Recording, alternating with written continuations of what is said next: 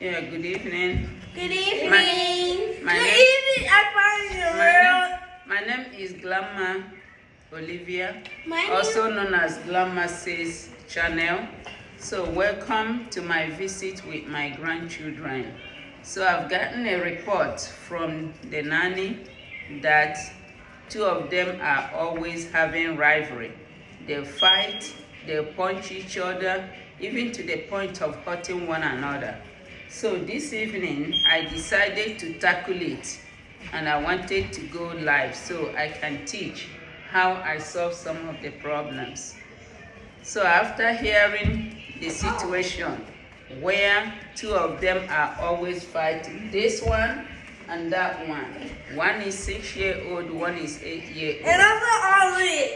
Yeah, and they are always fighting, and we feel that we can find out some of the solutions we can use to reduce this fighting all the time.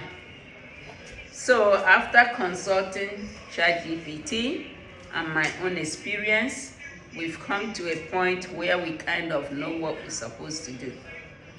So one of the things we want to establish is team activity. Once we know the team activities that will help them to stop fighting, then we can get them to do it as often as possible.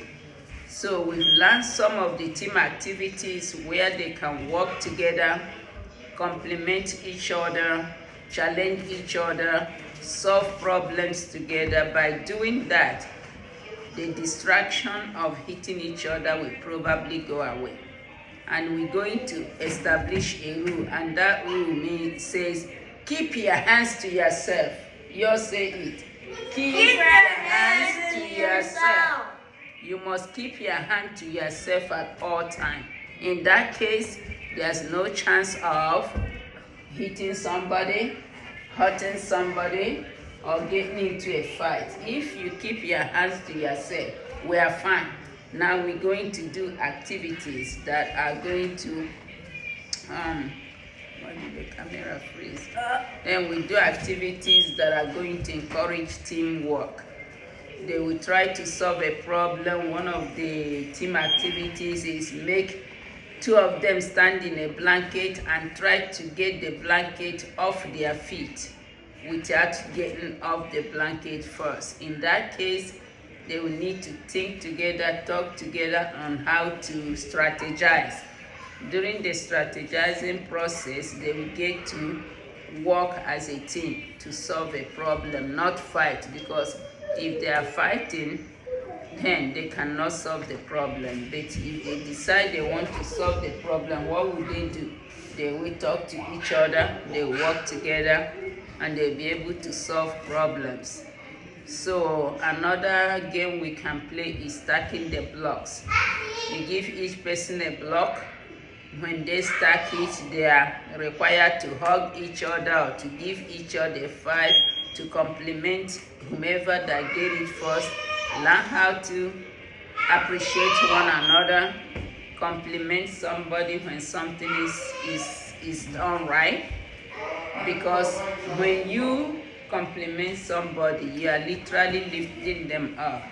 And part of lifting each other up is when you work together, at least you know the challenges and how you can lift somebody up.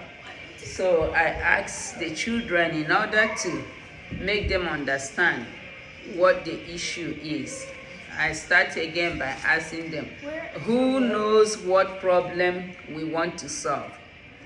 So each and every one of them went around. One says, because the nanny says that two people are not working together, they're always fighting. Therefore, we need to work towards a solution. I gave her a high five because that's the main thing. We're trying to find a solution to an existing problem.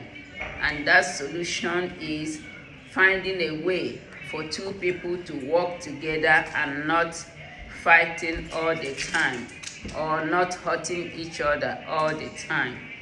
The other ones, when you tell them, when you ask them what the issue that at hand is, you find out that they don't understand the issue. One say, Once somebody's being mean to me, and then we have to stop him from being mean to me.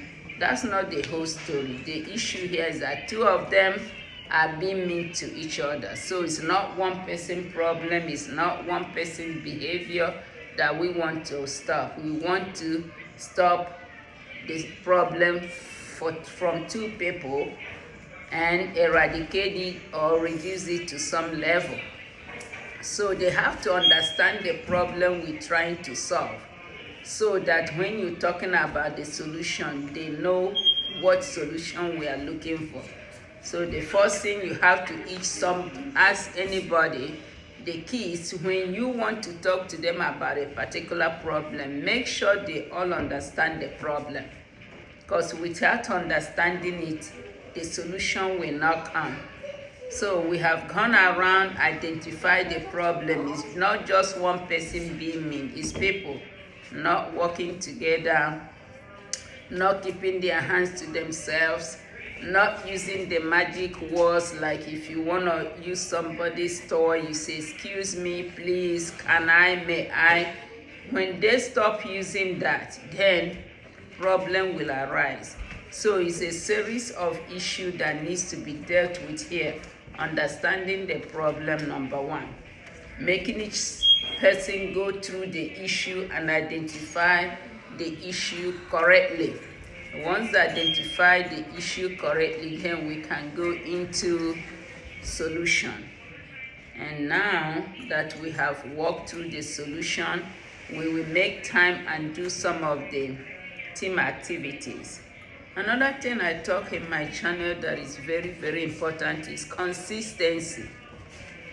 If we do this game today, just one day, and we go away and we don't do it again, it's not going to solve the problem. We have to be consistent.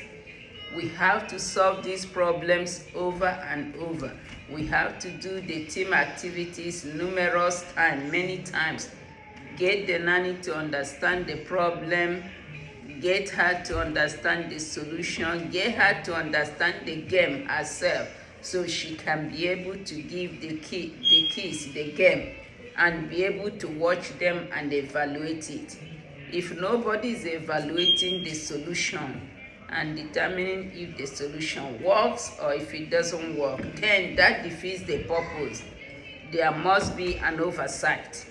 And this is where parents become parents, or helpers become helpers, is when you understand the problem yourself, you understand the strategies identified for solution, and you practice it and watch the kids practice it. Evaluate it and determine if they are doing it well. And also evaluate the outcome. Evaluating outcome of a strategy is very critical.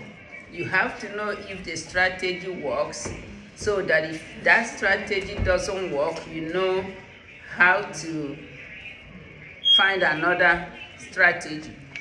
Because when you try the first game and it doesn't achieve what you want or part of what you want, you have to be able to mix it up so that you achieve different solutions for the same problem.